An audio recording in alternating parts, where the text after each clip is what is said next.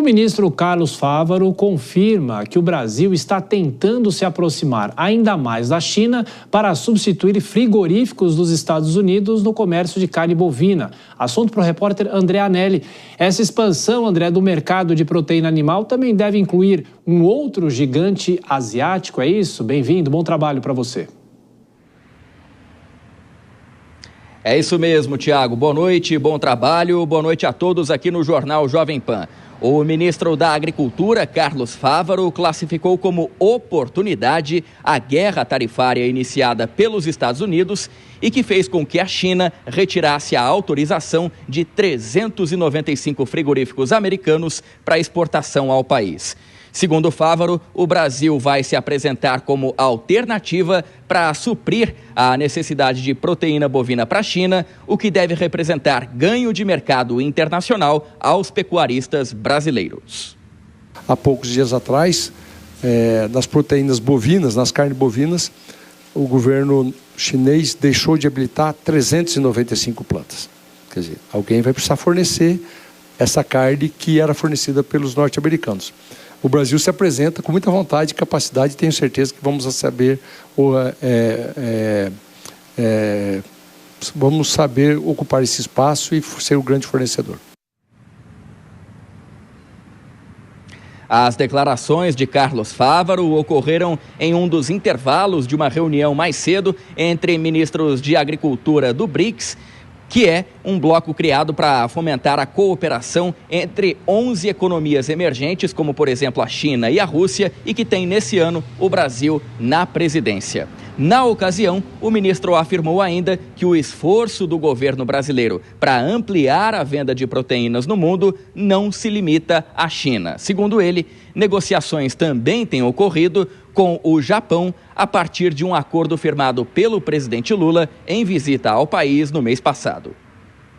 Por óbvio, isso nos motiva ainda mais ao fortalecimento deste bloco geopolítico. A afronta, neste momento, por parte do governo norte-americano e um protecionismo sem precedentes, criando barreiras tarifárias, certamente nos induz ao fortalecimento do bloco e buscarmos nisso, então, as oportunidades. Aquilo que cada país membro do bloco tem de potencialidade, traz à mesa. No caso da China, as negociações já estão mais avançadas. O ministro da Agricultura afirmou que representantes da alfândega chinesa devem se reunir com o governo brasileiro na terça-feira da semana que vem.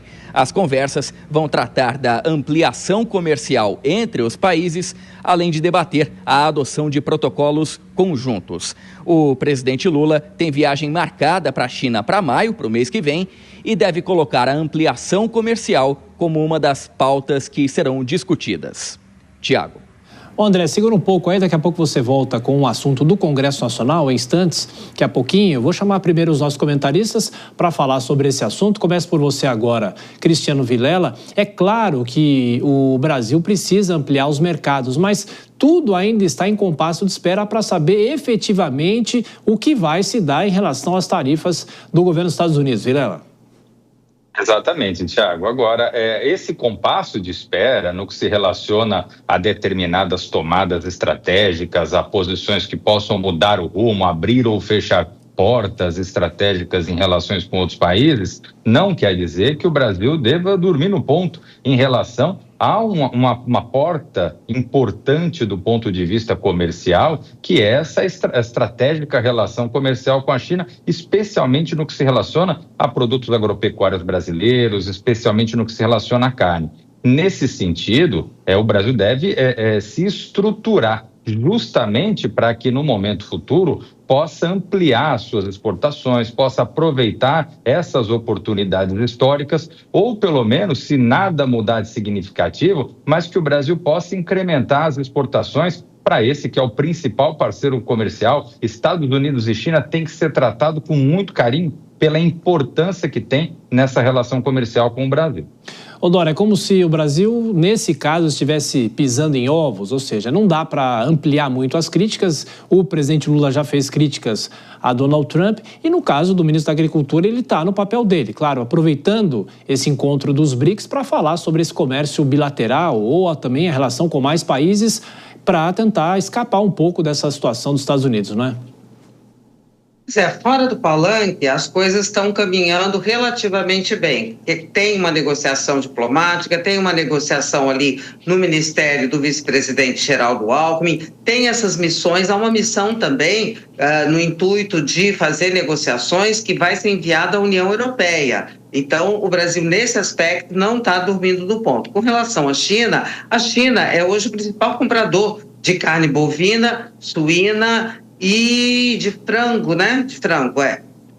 do Brasil. O ano passado foram 7 bilhões de dólares, né? Mas, mesmo assim, em março agora, a gente até noticiou isso, a China suspendeu a compra de 3 frigoríficos brasileiros por questões sanitárias. Então, as coisas precisam ser muito bem negociadas nesses aspectos, porque eles também têm regras muito rígidas. A negociação com o Japão também está nesse patamar. Nessa viagem que o presidente Lula fez, foi comunicado a ele que vem uma missão sanitária aqui para examinar a possibilidade de exportações. Então, são passos que estão sendo dados, né? E realmente é isso. O Brasil, como os países estão fazendo, aproveitando as oportunidades, que é uma coisa palanque, uma coisa enfrentamento político. Outra coisa são os negócios, os interesses objetivos de cada país.